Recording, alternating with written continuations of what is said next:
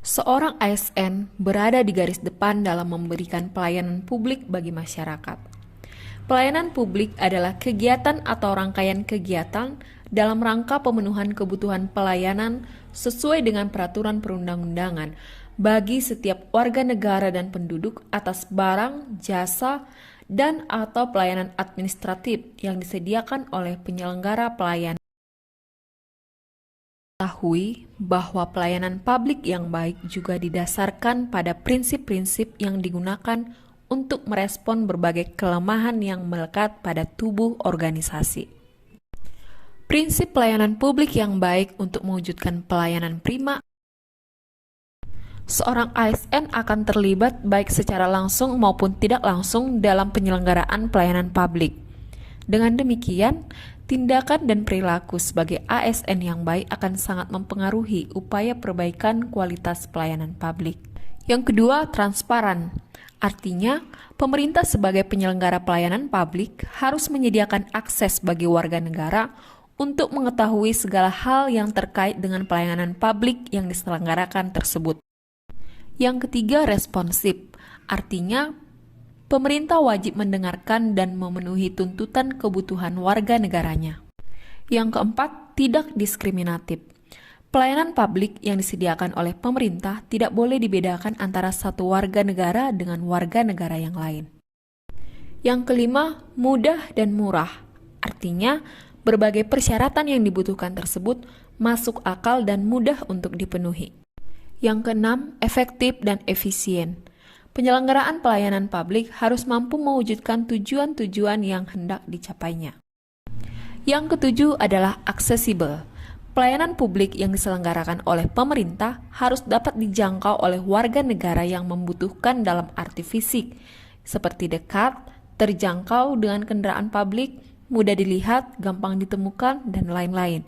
Dan juga dapat dijangkau dalam arti non-fisik, yaitu terkait biaya dan persyaratan-persyaratan yang kedelapan, penyelenggaraan pelayanan publik dilakukan dengan menggunakan fasilitas dan sumber daya manusia yang dibiayai oleh warga negara melalui pajak yang mereka bayarkan.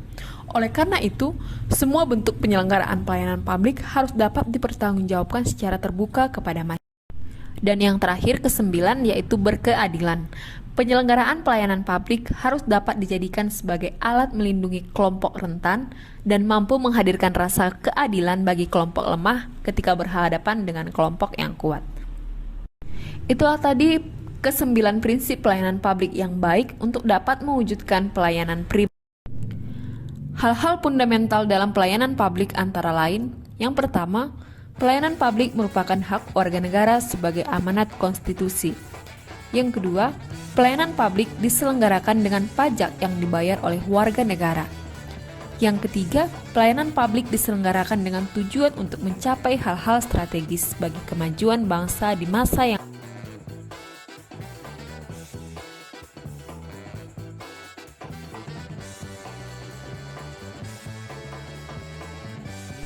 seorang ASN akan terlibat baik secara langsung maupun tidak langsung dalam penyelenggaraan pelayanan publik. Dengan demikian, tindakan dan perilaku sebagai ASN yang baik akan sangat mempengaruhi upaya perbaikan kualitas pelayanan publik.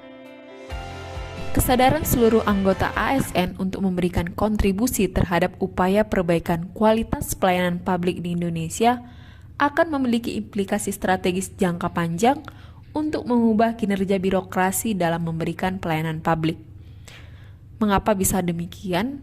Karena kalau seluruh anggota ASN memiliki niat yang sama, maka agregat dari individu-individu tersebut akan sangat dahsyat.